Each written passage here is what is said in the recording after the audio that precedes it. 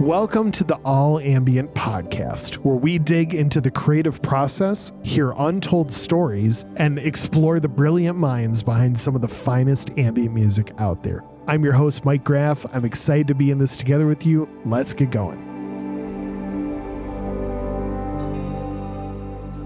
Hey everyone, really happy to be with you together today. It's the first entry into our Grow series. The Grow series is a handful of thoughts and musings and encouragements from a variety of amazing artists and composers and producers and musicians. That the goal is to be short and succinct, not just for the sake of being short, but more so for the sake of giving you some concise, simple, and yet challenging ideas to move forward in what you're trying to do artistically in the world. It's going to be really fun to see how this shapes out over the coming months and who we have joining us. I think you'll be real happy with that and what subjects they are going to tackle. And you're stuck with me on this very first entry into the Grow series. So let's not waste any more time. We're going to jump right in. Here we go.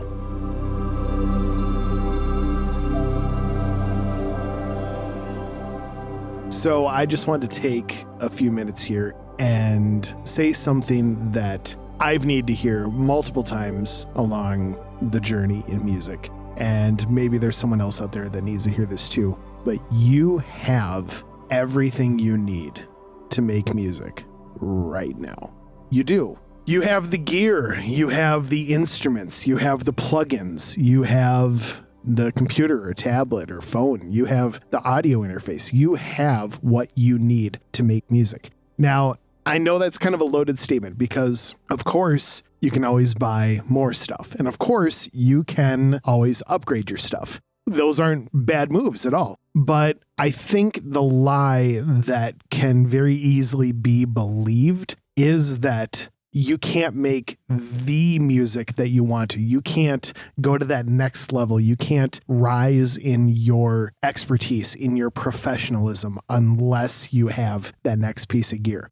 That's kind of a loaded statement, right? Because in one sense, to upgrade your stuff, to buy more stuff, it'll technically allow you to create something that is, in some senses, a higher quality from like an objective standpoint. But that's not stopping you from creating some cool art. And if we were to look in history, there are countless examples of people who made incredible music, incredible art on a pretty bare bones setup, on something very, very simple. There's a running gag from several producers and engineers in the industry who say, man, if you knew how many top 40 songs out there were created on GarageBand, a free software that comes with Mac, or just the low-cost software that comes with Mac and is available on iPhone and iPad. Yeah, for people to, instead of lament what they don't have, to in fact take advantage of what they do have is what I'm trying to encourage. And, to be honest, I think there are also plenty of examples of people who have created music in beautiful studios with tons of incredible pro gear,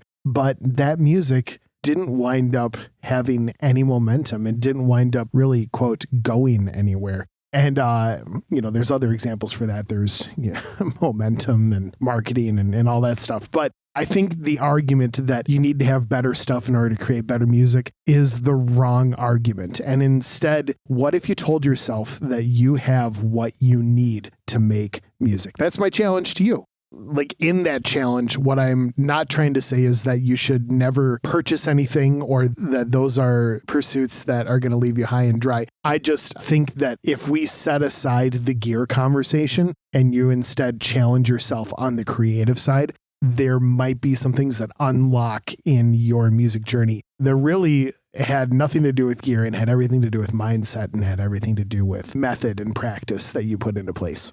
I literally just want to say the words again. You have enough. You have enough. Enforce limitations on yourself. Tell yourself that you can create music with what you have. Even if you don't have 10% of everything that you've dreamed of, you have enough to create something. And perhaps that very something is the thing that the world needs to hear right now. And in fact, just getting into practice on creating will not only show you what things will be nice to have down the road, what instruments will be nice to have, or what plugins or whatever, but just getting into the habit, putting in the reps, putting in the hours on creating and recording and composing and producing and all these things. It's going to get you in motion. And that's such a great habit to build. Another thing is I would challenge you with the things that you do have, with the plugins, with the instruments, with the whatever, I would challenge you to learn more about what you have. I would challenge you to practice more with the instruments you have. I would challenge you to watch tutorials and online courses and dig into the software and dig into the hardware that you have to really get the absolute most out of it. And another thing that a lot of us don't necessarily afford ourselves that much of these days is I would give yourself time. I would give yourself dedicated time to just play around with music, to just play around with different sounds, to record stuff that might not go anywhere, to try things that don't have to ever leave the walls of your studio or of your bedroom or of your headphones or whatever degree you're doing this at. You don't have to release any of it, but set aside time to just play around because you will learn things. You will turn knobs on synths or on plugins or on guitar pedals or on whatever that will do awful things and will sound like garbage. But you will learn that it sounds like garbage. You'll learn, okay, now I know what that does. And then you turn other things and all of a sudden magic. There's some setting that you hit and you're like, wow, that I'm inspired by that. I want to make that a part of what I do. Setting aside the time to try things out, telling yourself that there is more you can learn about what you have, that will immediately put you into a different mindset than I just need to buy more stuff. That lines up really similarly with the analogy of the golfer who wants to drop a couple strokes on his game.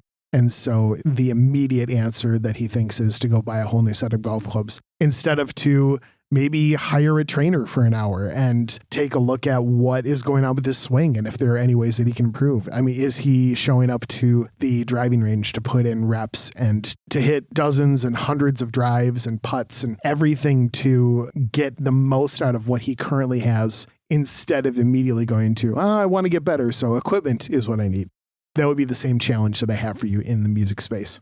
And the only way to for sure know what equipment you do wind up needing is to put in those reps. Because after you've exhausted every opportunity, every inch and every nook and cranny of all of your software, of all your instruments, all your everything, at that point, you have a lot better idea. You can see a lot more clearly what you actually need. And maybe many things that you perhaps thought that you needed, but you've now come to realize that you can actually be a lot more creative with some of the things that you already have instead of needing the brand new thing. Instead of the solution being external, the solution is in fact internal. It's with what you already have. And I totally believe if you go with that method, you will probably talk yourself out of 90% of the stuff that you originally thought that you needed to buy. That's just a fact.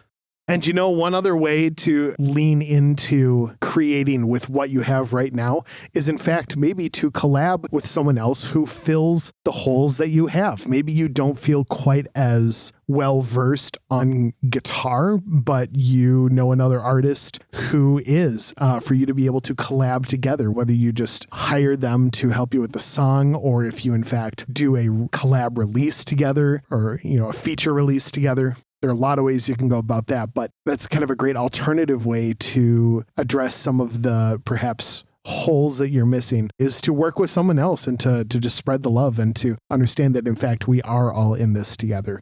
Yeah, the world where we're all trying to help each other out is the world that I want to be in. Man, if you knew how much time I spent early on, and even up to recently, how much time is spent on trying to keep a computer and audio interface and software and dozens and dozens and hundreds of plugins all interconnected, trying to figure out what plugins and what cables and what interfaces work with what machines and what operating systems without absolutely crashing. That can take up so much time and can at some point really zap a lot of your patience, a lot of your emotional bandwidth. And so that's just one more nod in the direction of, if you ever get that itch to just buy more stuff or to install more things, sometimes you just never quite know if that next thing is going to actually wind up killing your system. And not in a fearful way, but in a like, man, do I want to roll the dice and potentially grind my whole creative system to a halt? Or is there still a lot of stuff within what I currently have that I can explore before I do something that might be a little bit more risky like that? To kind of sum it all up, I just want to encourage you as you listen, don't believe the voice that says once you buy more stuff, you will be happier and you will make better music. You will very likely be just as happy or just as unhappy as you are right now. And you will certainly make different music if you acquire some more gear. But just because it's different music doesn't necessarily mean that it's better music. Tell yourself that you're capable of making incredible music right now. Squeeze every bit of quality out of what you have right now and be patient with the process. Of course, this whole conversation completely ignores, it doesn't ignore, but it doesn't even take into consideration the value of learning music theory, if that's your thing, or certainly just working on your composing chops, trying out different things, really being creative with the notes at hand, and finding a lot of inspiration in the space of the actual notes that go into what you're capturing before it even hits a piece of gear, before it even begins to come alive in your recording. You are incredible right now. I want to affirm that in you. I need to affirm that in myself all the time. And no matter where you're at, you absolutely have to start somewhere. I mean, the most well-known example, of course, Billie Eilish and her brother Phineas created a multiple Grammy-winning album in a spare bedroom in California with no acoustic treatment, poor monitor placement, and a mid-tier Mac computer with Logic and a few plugins, and that's it. So to know how far that has ascended with the limitations that were put around that process for those two. If Billie Eilish and Phineas didn't have an excuse, why would you have an excuse? And that's not a judgment. That is, in fact, an encouragement. And I want to kind of nudge you out of the nest a little bit and say, I can't wait to hear what you have to create with the gear that you have right now, with the know-how that you have right now, with the instruments that you have right now, with the plugins that you have right now. Go try things. Go be creative. Go be curious. Go explore. Go do things that might mess up. But in the process of getting the most out of everything you have right now, you will grow. You will find out what you in fact do need someday. But ultimately, right now, you have what you need to make music. I know that there is a level of accountability in that statement, but mostly I really, really mean that as an encouragement. You have what you need to make music, so go do it. And I can't wait to hear what you come up with. Everybody at All Ambient is encouraged by the growing All Ambient family. If you have any thoughts to share or you have any cool projects that have seen some growth out of a conversation with something like this, please email us at podcast@all-ambient.com. Thanks for hearing me out. I appreciate it.